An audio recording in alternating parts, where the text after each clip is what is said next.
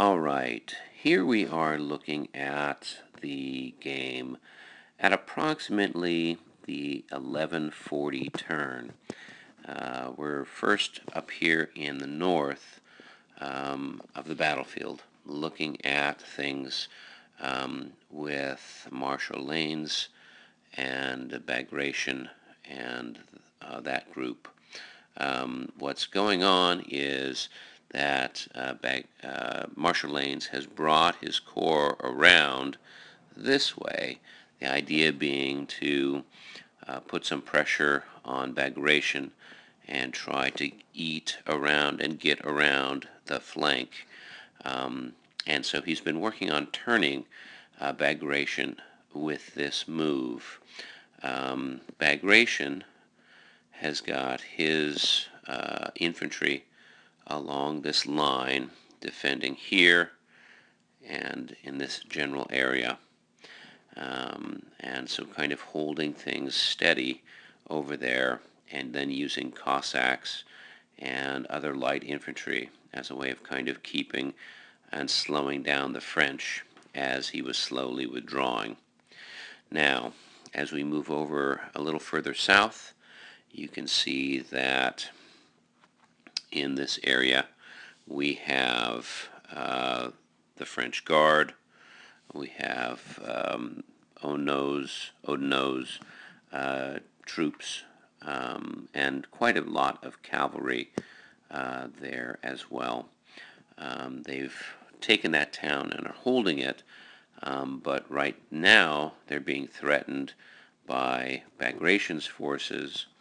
And then as we move a little further this direction, you can see that the Austrians have been moving up their troops. They kind of marched across from one side to the other, and they're coming in this direction towards Napoleon's forces there and the Guard forces. Now, as we go further south, you'll see there's a large section of the battlefield that is unoccupied. And that's this general area here, which hasn't seen any combat per se. There'll be some cavalry engagements out in this area a little later in the day, but for the most part, it's just been a case where some units have been traversing it to go from the central area up towards the north for the Allies. Now, as we move a little further to the south, we'll see what's going on here with Bernadottes' troops. And what's happened is that the Bernadotte has come from his central position in this direction to put pressure on the Russians and to relieve the pressure that had been on Sceaux for the attacks that had been going on in the center. The Russians have been pretty good about pulling back and making a nice defensive line along this area,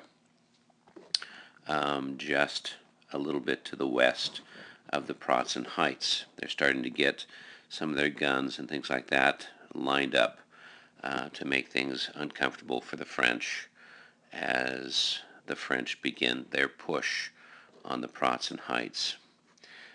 Here we've got Marshal Soult's corps lined up, and they're starting to reform from their earlier engagements with the Russians, getting ready to come and push forward.